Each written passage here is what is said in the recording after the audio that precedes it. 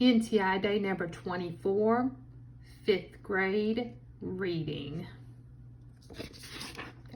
You have some poems to read today, and you'll have a irregular verb sheet.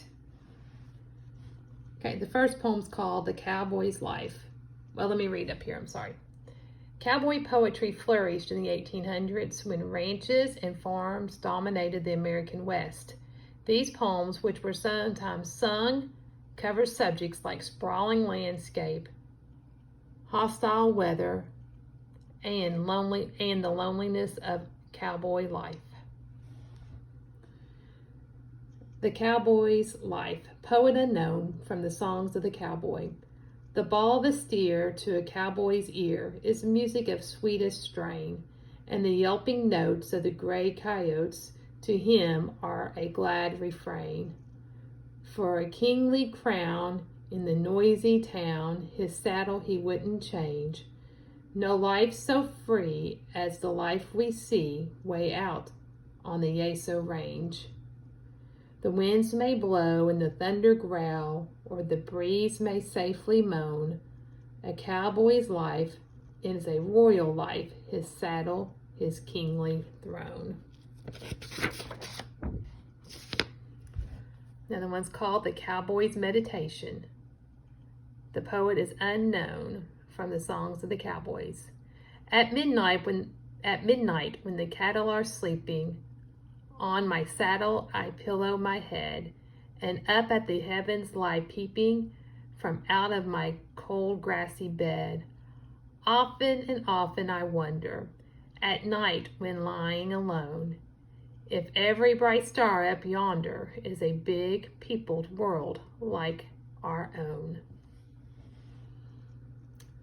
Cowboy poet Howard Thorpe, better known as Jack Thorpe, lived from 1867 to 1940. He was well acquainted with the cowboys and other residents of the land extending throughout the Southwest.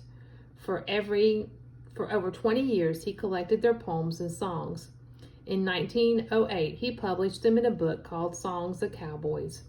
Whenever possible, he acknowledged the poet or composer. They were often unknown. Home on the Range. Oh, give me a home where the buffalo roam, where the deer and the antelope play, where never is heard a discouraging word, and the sky is not clouded all day. Home, home on the range, where the deer and the antelope play, where never is heard a discouraging word, and the sky is not clouded all day.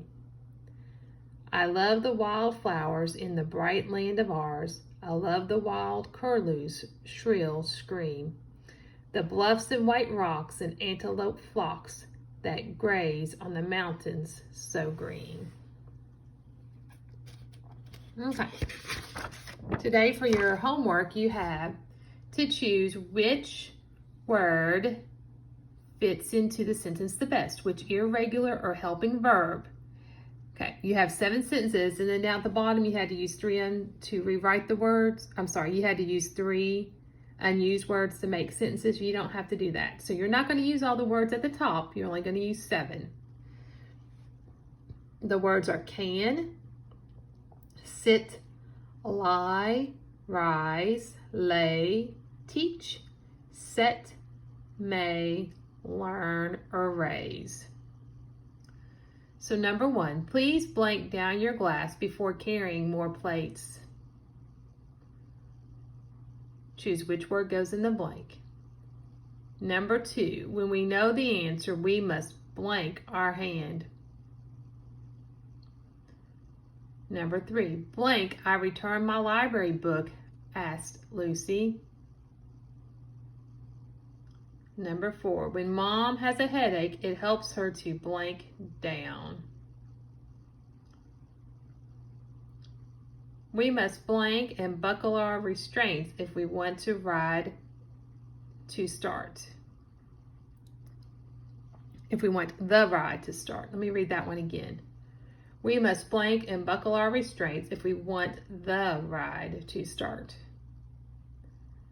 Number 6, in Vaqueros, the students will blank about the history. And number 7, I blank recite the poem Home on the Range without looking. I blank recite the poem Home on the Range without looking.